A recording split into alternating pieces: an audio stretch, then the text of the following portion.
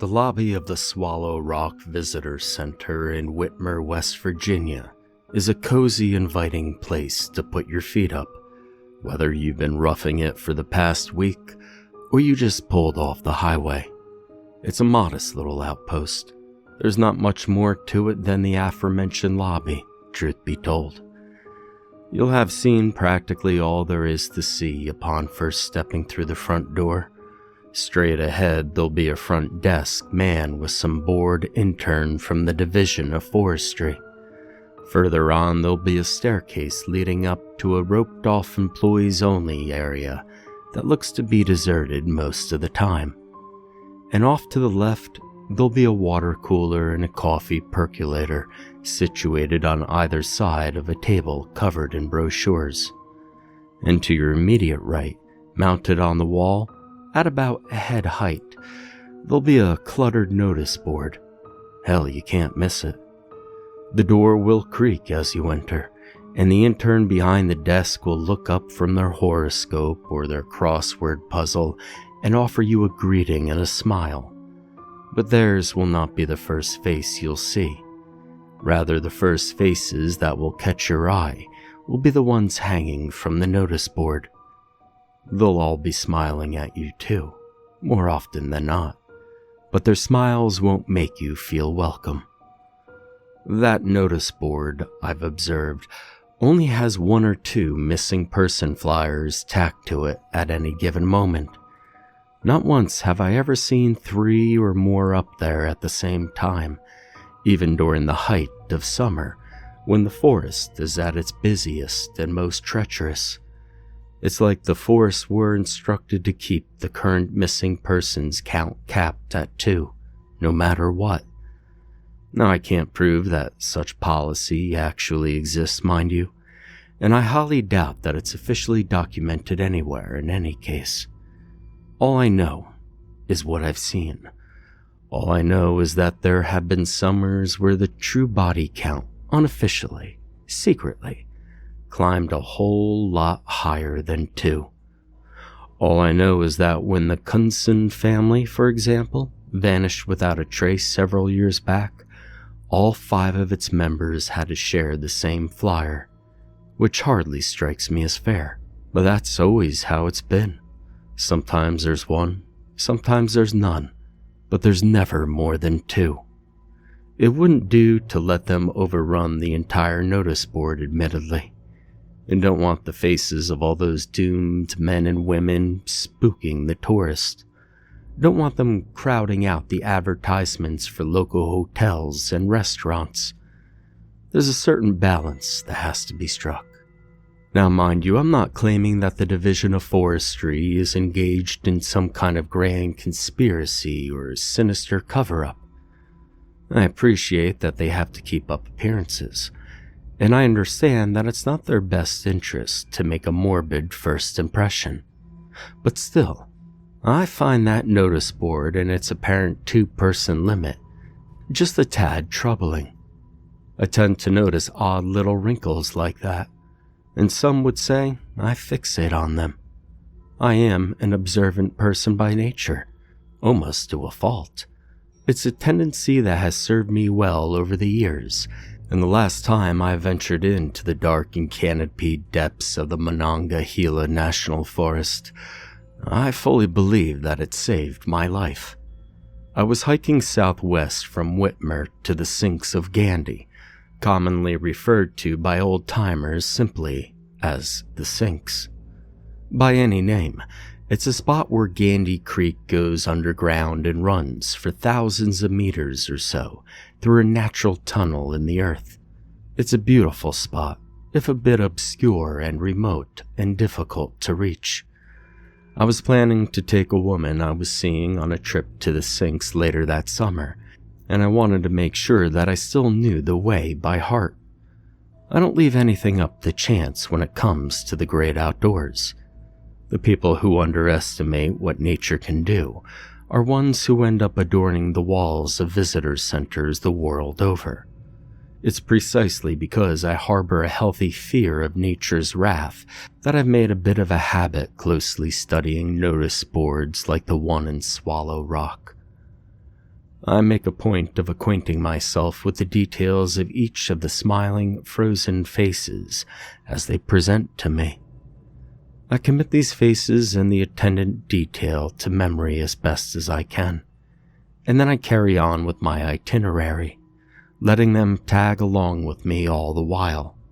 Now, of course, you never expect to actually happen upon a stranded camper out in the middle of the woods, or the remains of one, but it pays to be prepared. All of this happened 2 years ago, in the last week of April, my favorite time of year for camping and trail walking. Not too hot and not too cold, and crucially, for a loner like me, not too busy. My spirits were high when I first set out. I was making good progress and in the right state of mind, fully receptive to the sights and sounds of the wilderness, striding swiftly through the pinkish early morning light with the confidence of a man who knows exactly where he's going and exactly what is waiting for him there, while consulting my map and compass at regular intervals to verify things that I already knew, stopping into the visitor center only because I knew that my then-girlfriend would want to go in a few months, when I replicated this trip with her. It was for her sake, not mine, even though I was alone that day. I meant to retrace my steps precisely, when the time came, as to reduce the likelihood of becoming lost. The visitor center had nothing to offer me. Nothing, that is, but that pair of smiling faces on its wall. I did not intend to join their ranks. I pride myself, as I've said, on not taking any risks where nature is concerned. I was, however, taking 2 calculated ones on this particular occasion. One was typical of me and the other was not. The first, that I was making the trek alone, which is a risky act in and of itself, but a worthwhile one, for reasons I'll get to momentarily. The second was that I intended to stray from the trail at a few predetermined points to save time and not treat myself to a ruggedier and more scenic excursion. While this did entail some risk, it was not outright reckless. I believe that I had a firm grasp of what I was up against, you see. Years of experience had taught me how to handle each and every one of the predators I was likely to encounter, which ones you had to stare down, and which ones you had to run from, and which ones you were better off just ignoring. I thought that I was well equipped to handle any wild creature I might chance upon, but I was mistaken. I veered off the trail for the first time after an hour or so, making my way up and down a series of densely treed hillsides, crossing a skinny, nameless stream that was not marked on my map, the waters of which didn't even reach my thighs, ultimately finding the trail again just when and where I expected to find it. I resumed following it for about another hour before arriving at a left-hand bend that I had already decided I would not be pursuing. The trail curved left, but I kept walking forward, bound for the beautiful and elusive Sinks of Gandy, as straight as the crow flies. Now, during the course of all of this hiking, I didn't encounter a single other living soul, and that suited me just fine. Hikers, by rights, ought to be solitary animals. I, for one, go into the woods to get away from people. But certain hikers, I've learned, love nothing more than to catch up with you and walk in lockstep with you and talk your ear off. The talking, the companionship, the proximity to another person, well, changes everything. It turns the whole forest into a different place. The configuration of the trees, the tempo of the birdsong, the color of the sunlight, all of it. And that, I suspect, was the real reason that I found myself in the Monongahela on that quiet, temperate April morning, carrying out a dry run for my future hiking date. I wanted to go and see the Sinks solo one last time before showing them to somebody else. When you undergo a singular experience by yourself, it belongs entirely to you, for better or worse. Not having another pair of eyes to rely on forces you to pay closer attention. It puts hard edges on everything you look at. It makes it easier to think back and remember things the way they really happened, to remember them with clarity. I can most certainly still recall all of the details of what was supposed to be my final hike into the woods southwest of Swallow Creek. I can remember the exact moment that I realized I was lost.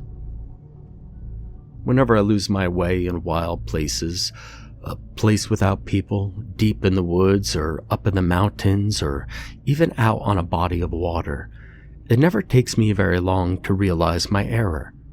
I have a sixth sense for that sort of thing. A feeling of muted frustration settles into me, ramping up rapidly into a half-formed but insistent hunch.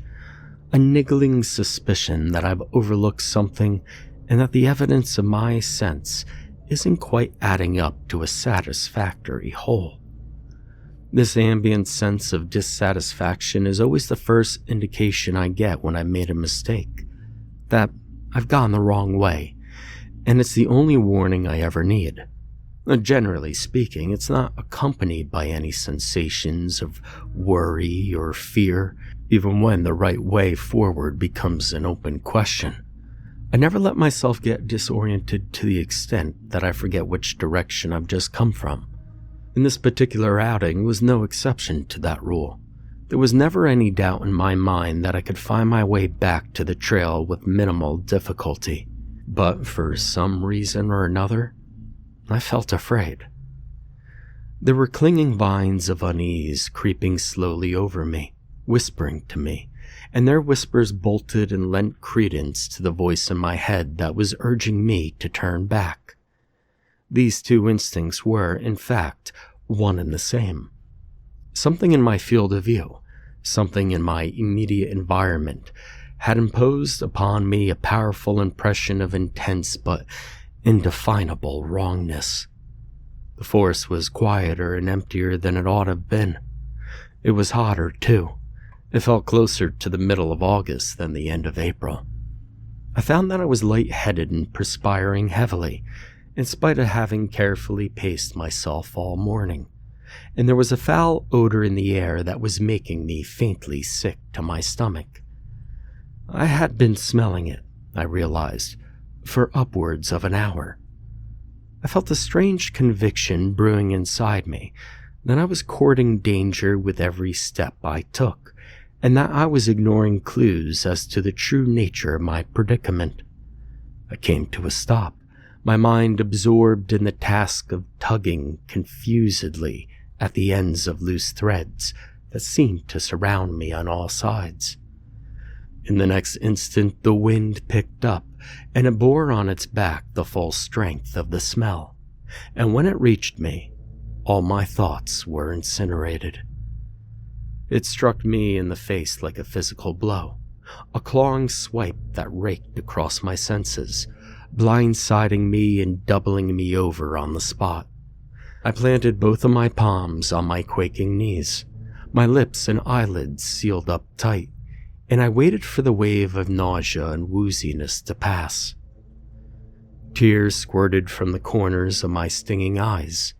I reached up and clapped a hand over my nose and mouth, groping blindly behind and below me with my other hand as I clumsily lowered my body down into the grass.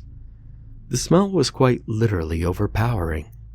It stopped me in my tracks and forced me off of my feet.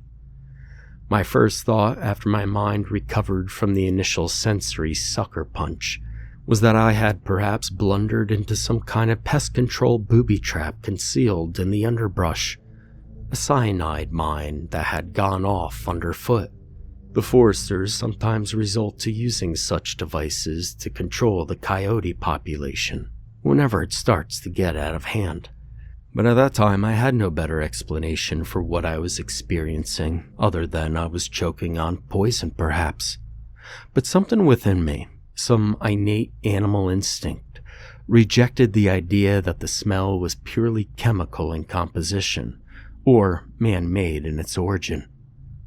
There was a death in it, unmistakably, like acrid, sickening stench of organic decay. I was within spitting distance of something dead, and it smelled big, like a decomposing giant sprawled out in the heat. I scooted sideways across the dirt until I found a sturdy tree trunk to lean against. Keen to find something to look at that doesn't seem to be spinning, I craned my neck so I could watch the sky. What I could see of it was bright and cloudless. The limbs that extended across it were knotty and spindly and unreasonably bare.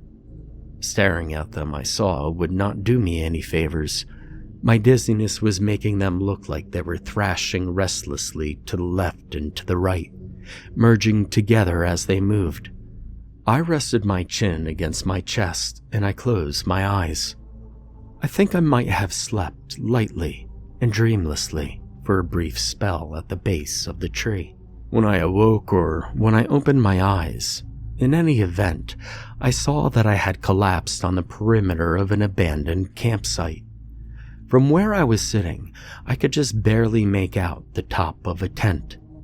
It was nestled in a wide, rugged recess in the earth and encircled by thick and intertwining tree roots that dove and swerved in and out of the soil, creating the impression that the tent had been pitched at the bottom of a gnarled wooden bowl. I rose unsteadily to my feet and took a few hesitant steps forward. The topmost part of the tent was barely visible, poking out above a heap of mossy roots. It was slanted crookedly off to one side, and it was partially collapsed, and there was water pooling in its sunken parts. My first impression, as its pointed, crooked tip loomed up into view, was that it looked like the discarded hat of some colossal backwoods witch. The earth within the ruined campsite was grassless and dark and strangely mulchy. A fallen limb lay diagonally across the tattered tent flaps like a guardsman's spear. I took a step forward over the top of the ridge, and I nearly lost my balance, skidding on my heels down the slick, sloping soil, just barely managing to remain upright. I had been brought as if by a guiding hand, right up to the entrance of the tent, and that stench I'd been smelling had gotten significantly stronger. I had found its source. I pushed the felled tree limb aside, parted the tent flaps, and then stepped between them. The smell was beyond any description. It had a physical substance, a weight, a presence. I drifted through it like a deep-sea diver descending into an ocean trench, cautiously, attentively, and with an acute awareness that I was hazarding myself in a hostile and foreign biome, a part of the world that wanted me dead, and to which I was not suited. The stinking air crowded in on me. Moisture clung to every surface inside the tent. The atmosphere was balmy, sticky, suffocating. I lifted my shirt to my face and wheezed through its thin fabric. The tent was, self-evidently, a crime scene. Everything its former occupant had owned was mashed into pieces and strewn about. One of the tent poles bent inward at an angle, causing me to feel that I was standing in the belly of a gutted beast with a broken back. My eyes darted to the only thing that stirred within the tent. A black nylon backpack suspended above me that swiveled slowly in a shallow arc and swayed gently from side to side.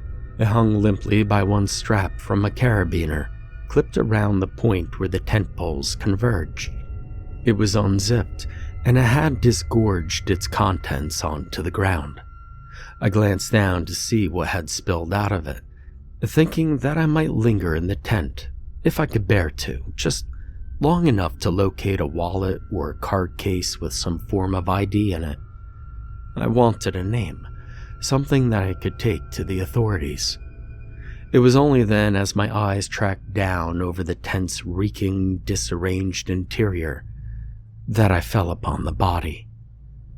Its face was still intact, And that was the first thing I noticed, intact and unmarred, so far as I could tell, by death's touch. It was a woman's face. She was laying on her back, wearing a yellow t-shirt and tan hiking shorts. She looked to be in her early 60s, and she was seemingly in good shape. Disconcertingly good. If anything, disconcertingly healthy. Her face had no color in it, but there was an indefinable robustness about her features that did not befit a corpse. It was a face that I did recognize, distantly, hazily, by the way you recognize faces in dreams that may or may not be doubles of faces you have seen in your waking life. I knew at a glance that it was not the face of either of the missing people on the notice board that I had studied that morning back in Swallow Creek. How long, then, had she been dead? And how was it that she was still so well preserved? So weirdly pristine?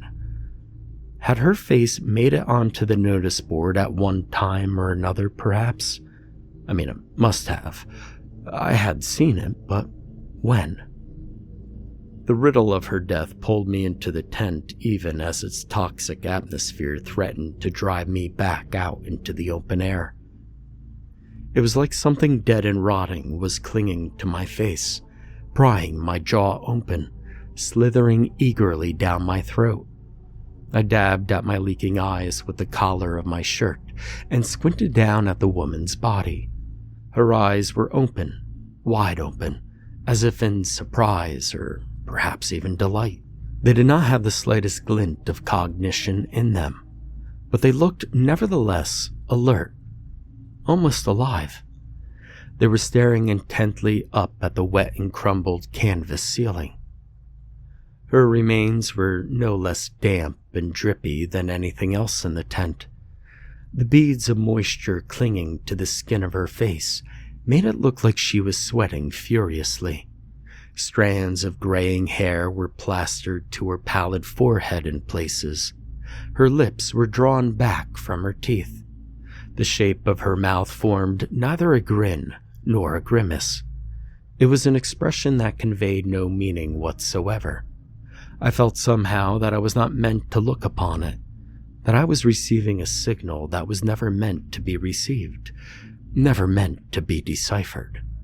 The woman's limbs were splayed out on either side of her, partially buried under her broken belongings. The only parts of her that I could see that hinted at a violent end were her hands. They had been mangled. Her fingers jutted out from the slashed canvases of her palms in chaotic, splintery jumbles. I tore my gaze away from them with a sudden jerk of my head, as if some part of me feared that she would catch me staring and take offense. On the ground, within a few inches of what passed for her right hand, I spotted a tiny, unassuming journal with a brown cover. I picked it up. I had to crouch down and lean over her body in order to do so, and as I straightened back up, I sneaked another glance at her fingers. It almost looked as though she had too many of them, or that they were jointed in too many places. I turned my attention with some eagerness to the journal. What had become of this person? Were these defensive wounds I was seeing? It was, thankfully, not my job to make those determinations. I needed a name, nothing more. I had gone in the course of a few minutes from wanting one to needing one. It felt like the very least that I could do for the poor expired creature sprawled out before me.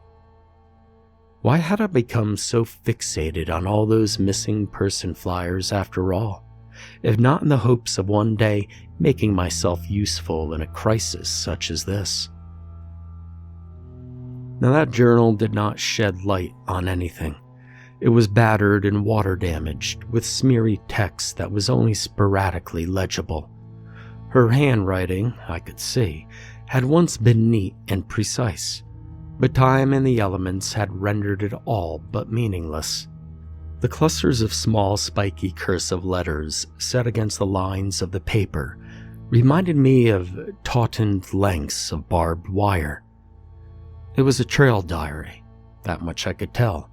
The journal's first page promised a $30 reward in exchange for its safe return, should its owner ever misplace it, and that owner's name was obscured by a blotchy black smudge. I turned its fragile, yellowing pages, realizing quickly that I was wasting my time. I'd done nothing but waste my time since I'd stepped off the trail that morning. It was no help to anyone. What had made me think of my morbid fascination with the notice board would make any difference at all. A tide of despair surging up out of my guts, fringed with queasiness, triggering a fresh round of vertigo. I hastily leafed through what was left of the woman's writings, and I saw that her perfect penmanship had begun to fail her near the end. Here and there, this failure ironically made her handwriting easier for me to parse. Sentence fragments shorn of context surface one after another, like squirming things emerging from a carcass. Keep writing, for God's sake. The wrong time and place with the wrong face. In the tent with me all night. Those last few entries in her journal had been scrawled out frantically and in an undisciplined, looping hand that strayed brazenly over the orderly lines. It was the handwriting of someone who could not see the page open which she was scribbling. Her final words were indecipherable. They had been written under duress and in the dark. Perhaps she had tried and failed to light a campfire. But more than likely, I reasoned, she had talked herself out of lighting one. She would have given up on being rescued by then, and she would not have wanted to do anything that might attract her pursuer's attention. I paused, blinking away fresh tears. Where had I gotten the idea that someone was after her? Had I understood in some half-conscious way more of the journal than I thought I had? I closed it slowly and lowered it from my face. All at once, the tent seemed unbearably cramped and quiet, as if its dimensions had subtly shrank while I'd been skimming the journal, as if I had just steadily been hearing a noise that had only just fallen silent. It was time for me to go. I bent down to return the woman's journal to its appointed place in the detritus, and as I did so, my gaze passed quickly over her hands, which were folded neatly over her stomach. The fingers interlaced, unbent and unbroken, and entirely undisfigured, save for the fact that they were freakishly long. I did not wince or recoil or gasp. I glanced swiftly up and down the length of the corpse. Its eyes were as before, but its mouth had also changed. The two rows of teeth which had formerly rested against one another were now separated. The putrid smell that had been flooding into my nose and mouth for minutes on end suddenly became even sharper and more searing. I realized that it was the woman's breath I had been smelling. All of this I registered in the span of 2 or 3 seconds. I coughed wetly behind my shirt and willed my trembling hand not to drop the journal it was holding. I forced myself to set it down carefully, where the corpse's right hand had originally been resting, as though nothing was amiss. The thing on the ground in front of me was not human, and it was awake, and its hands had moved. They had impossibly repositioned themselves, adopting the pose of someone who has just finished off a hearty meal, someone who is reclining and half dozing and contentedly patting their belly. Even as my blood froze in my veins, my body continued going about its business. I mentioned earlier that I am adept at recognizing when predators should be confronted or fled from or disregarded. Somehow I was able to discern that the thing laying at my feet fell into the latter category. I credit it with my survival. I glanced furtively at the creature's upturned face. I could remember feeling powerfully afraid that it would turn its head to look at me, that it would let me know that it had noticed me. that it would abandon the pretense of being a corpse and of being human, and that it would proceed to do to me whatever it had done to its previous victim, the one that it was now shoddily imitating. The woman who had pitched the tent in which our game was playing out. A game. Yes, that's what was transpiring between us. It was pretending to be dead and a person, and I was pretending that I had not yet figured out that it was neither one of those things. If either of us had dropped our masks, the other would have no choice but to do likewise. The thing was playing possum with me for some unknowable reason. It was drawing me into a trap. It was toying with me. It was dancing with me. I had to make sure that it did not tire of our dance. Its eyes still stared upward, but they were no longer as vacant as they had been, and its mouth had opened even wider. It was while I was staring down at its mouth, at its bared and glistening teeth, that I realized that I was on the verge of vomiting. I spun around, my stomach spasming, and let my shirt fall from my face. If I was going to be sick, I wanted it to happen outside of the tent. I can remember thinking disjointedly that I didn't want the thing to see me vomiting, that if I might forfeit my life by losing my composure in that way, I was forced to infer the rules of its game and learn the steps of its dance in real time. Some or all of my inferences might have been incorrect. I'll never know for sure. It might well have been a mistake to turn my back on it, to stand in the tent's sagging entryway, heaving up all the oatmeal I'd eaten for breakfast and all the water I had drunk on the trail, with one clammy tent flap draped over my right shoulder. I remained there for some time, spitting out viscous strings of foul-tasting saliva and wiping my mouth with the back of my hand, afraid to turn around and see what new pose the creature had contorted itself into. I scissored my teeth into the soft meat of my tongue, knowing that I might have to bite down hard when I re-entered the tent to stop myself from screaming. When at last I worked up the nerve to turn back around, the sound that came out of me was a pained whimper. I strangled my scream in its crib. Blood flowed freely over my teeth. The thing's sightless, witless stare was fixed on me now. It was sitting upright in the center of the tent with its legs crossed and its hands deposited in its lap. Its fingers were knotted together in a berserk tangle of mutilations, a bloody thicket of flesh and bone.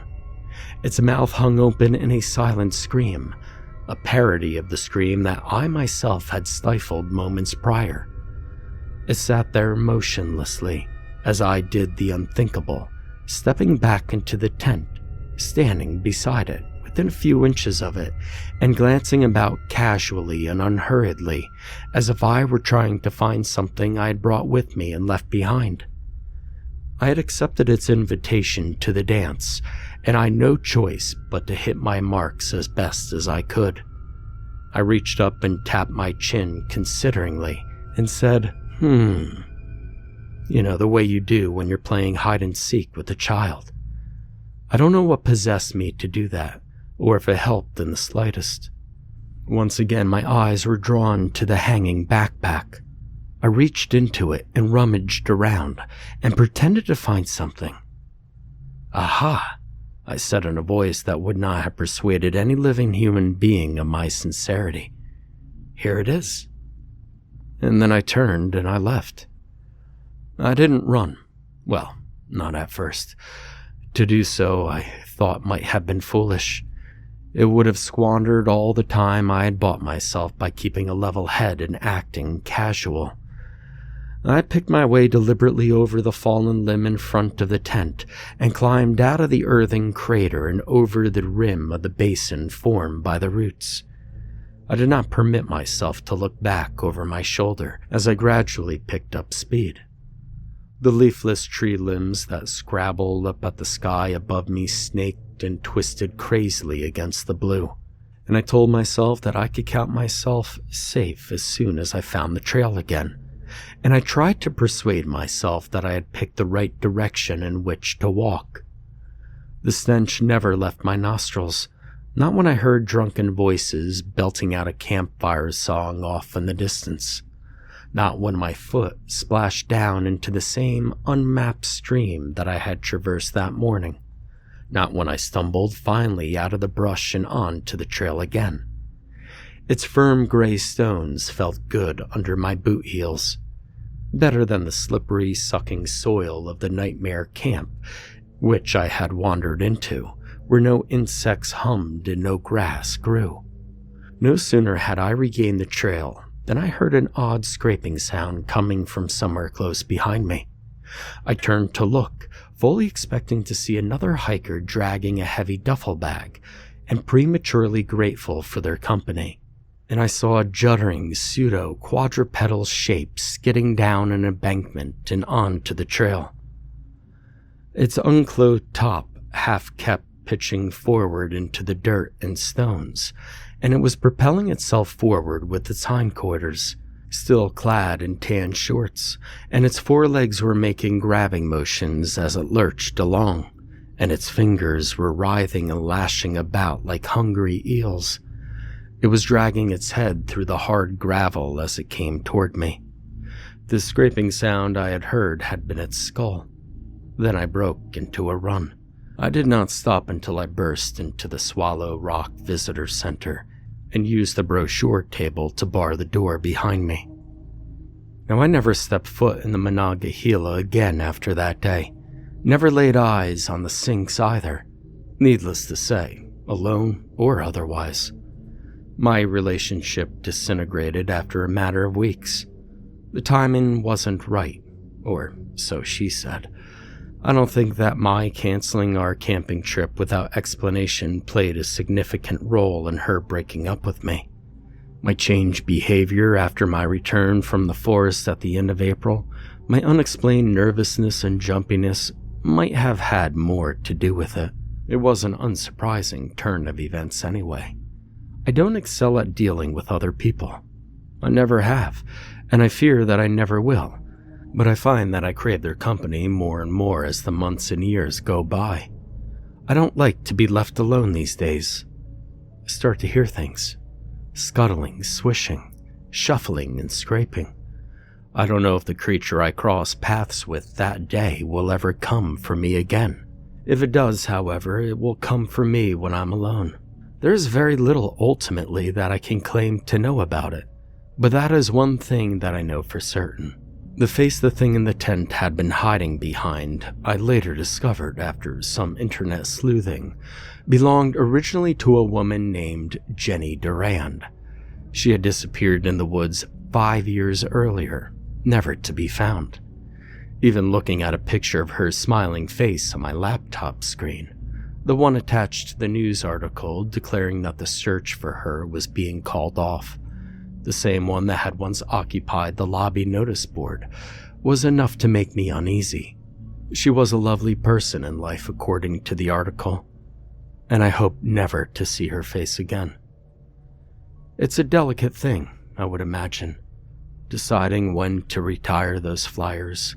Question of timing, like so many things in life. You can't yank them off the wall too quickly, of course, but neither can you allow them to pile up forever. It's meant to be a notice board, after all, not a monument to the dead. They stay up for a short while, and then one day, without warning or ceremony, they disappear. And in that way, it seems to me that everyone who goes missing in that remote part of the world vanishes twice. And what's that old saying about how you're not truly dead until you've been forgotten? Until the day someone says your name out loud for the last time. My thinking is that you don't really die until someone takes your flyer down. You die the day the world stops looking for you. I have no idea who's responsible for removing those flyers, or what happens to them after they've been removed. My guess is that they all go into the same desk drawer in some disused office or cobwebby storage room. The thought of them all sharing the same final resting place ought to console me, I suppose. But it doesn't. They were all strangers to one another in life, perfect strangers who just so happened to die the same mysterious death. I think that's what I find so distressing about the idea. Their drawer, if it does exist, is not a family plot. It's a mass grave. Increasingly over the past 2 years, I find myself thinking along these lines, thinking abstractly and distractedly about death, and about people who go missing. I find myself picturing all those old missing person flyers piled up somewhere, a tidy stack of unsolved mysteries, all those strangers laying face up together in the dark, names and dates and last known whereabouts, the smiling, staring faces pressed like flowers in a book, the mouths and noses smothered, the eyes forever open. The Knutsons are in there, all 5 of them. So is Jenny Durand, together in the dark, together in the drawer, if there is any such drawer. It doesn't matter if there is or not. They're all together in any event forever in my head, and I carry them in my mind's eye. I cannot stop them from tagging along with me wherever I go, and in that sense, at least, I'm never entirely alone. How many of them were killed by the thing I encountered that day in April in the woods surrounding the sinks? Did it lure the Knutsons out of their tent one at a time into the night, impersonating each of them in turn? Did Jenny keep writing for as long as she did in a desperate bid to trick it into thinking that she didn't know it was right there in the tent with her? Whose face did she see when that charade came to its abrupt end? And which of its many faces will it be wearing, I wonder, if I have the misfortune of seeing it again? I harbor a horrible suspicion that because I won its game, because I survived our dance, it will come to me undisguised. In the days when I used to hike the trails and hills of the Monongahela, I tried to plan for every eventuality. I cared very much about preparedness, but that is one outcome that I know I cannot prepare myself for.